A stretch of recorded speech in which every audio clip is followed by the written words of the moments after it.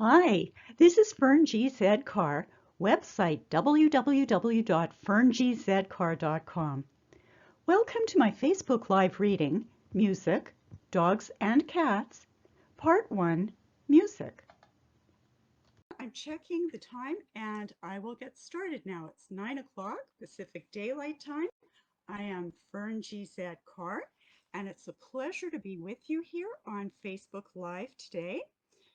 Um, I want to welcome you. Thank you very, very much for joining me.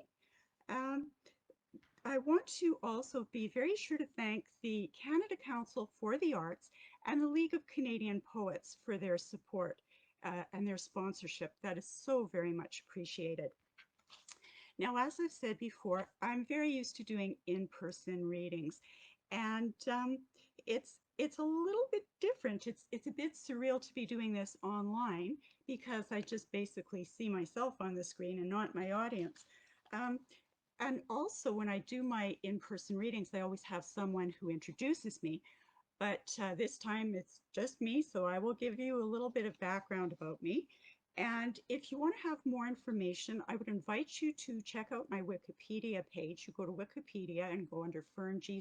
Carr, and also my website, which is www.ferngzcarr.com. You can also check out my YouTube channel as well under Fern G. Carr.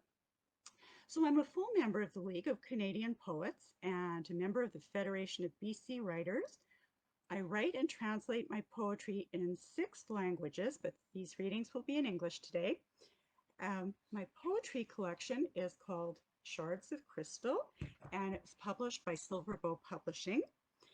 I've been published approximately 700 times, and I'm very grateful for a lot of honors that I've received, but the most humbling honor of all is having my poetry aboard NASA's MAVEN spacecraft in permanent orbit around the planet Mars.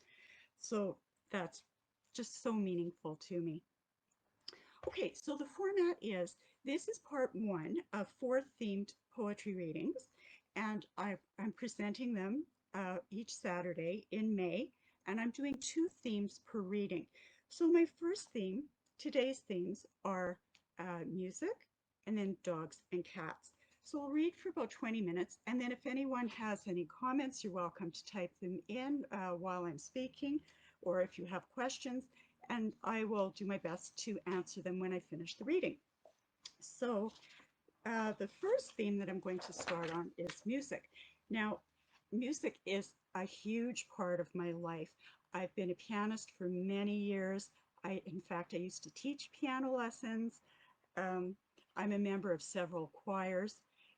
So anyway, or I was, I should say, the poems in this section therefore deal either directly or indirectly with the theme of music.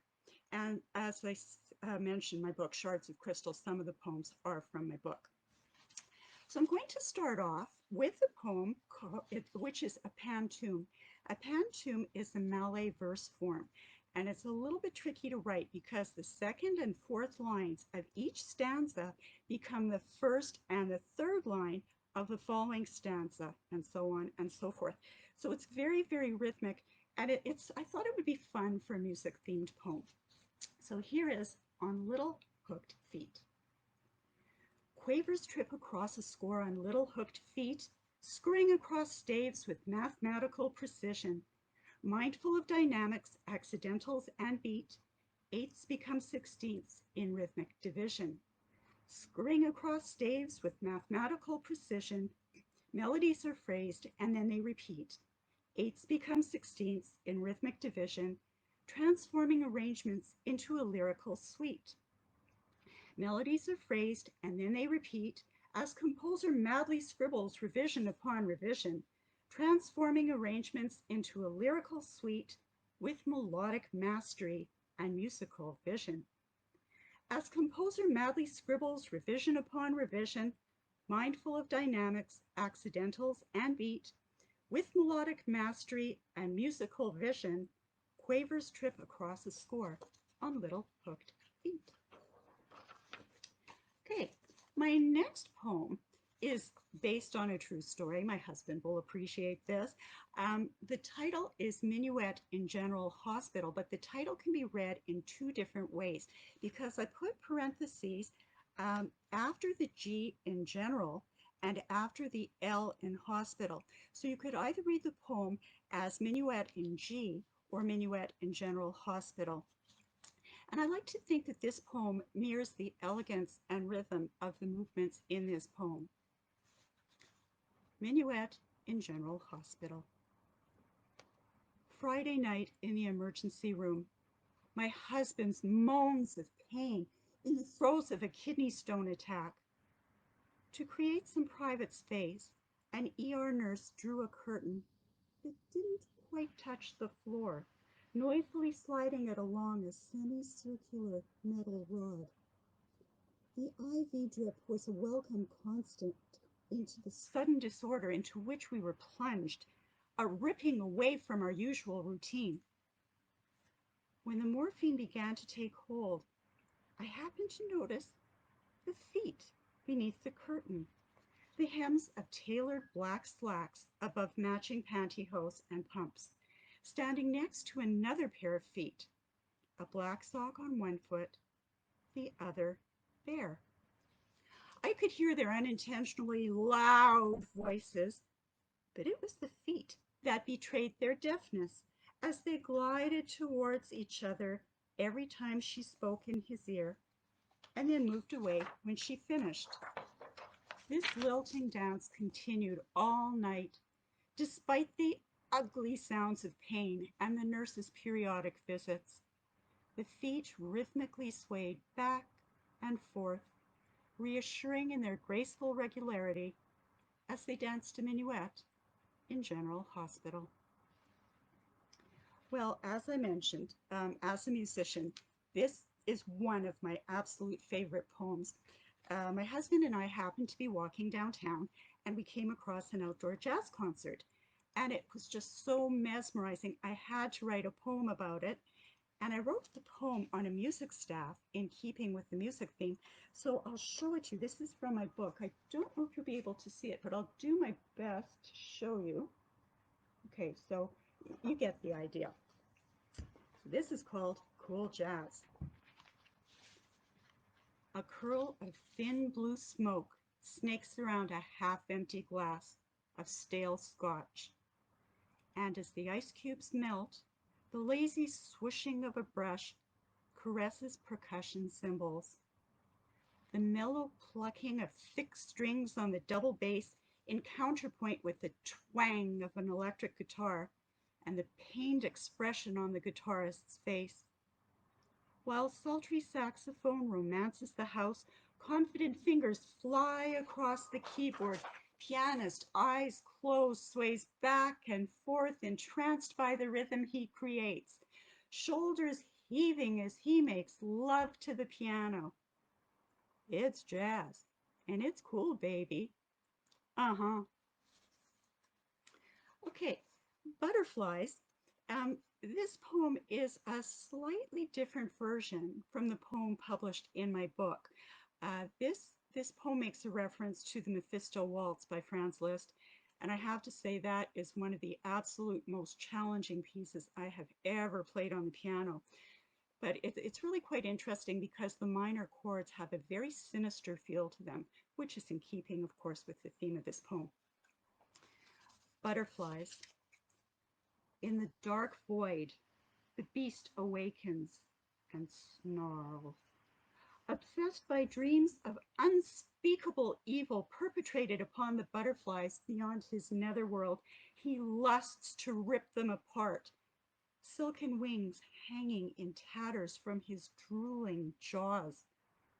Butterflies flutter around him, perversely attracted by his spell, the demonic strains of a Mephisto waltz. Unable to break free, incapable of flitting, fleeing, or flying away, forced to witness their species quiver and perish in the gaping maw of the beast. Okay, well, that was kind of sinister, so Going from the sinister to the sublime, this next poem is a musical battle cry or call to action, and I intentionally double and triple spaced it to give it a very airy look. It's called Angels Beat Thy Wings.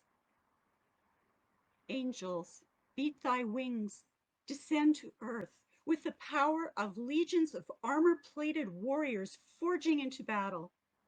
Triumphant trumpet flourishes shall herald thy coming, majestic harbingers of power, glory, and grace.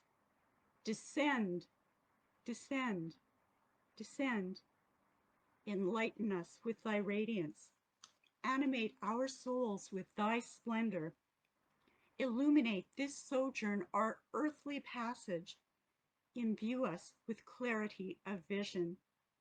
Angels, beat thy wings, descend to earth.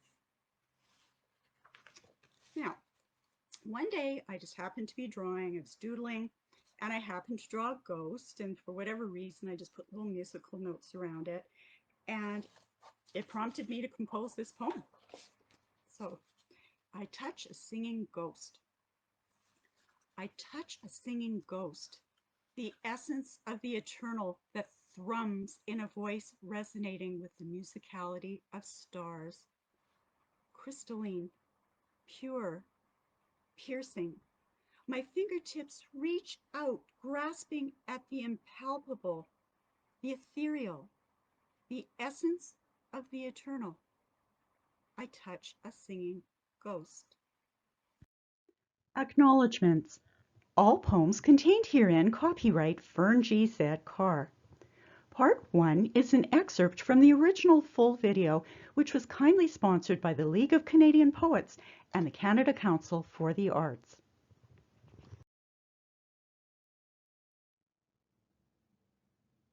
Thanks very much for watching my video. If you enjoyed it, feel free to like, and please be sure to subscribe. For more poetry, my book Shards of Crystal is available on Amazon. Thanks again, and stay tuned for a new video every Wednesday.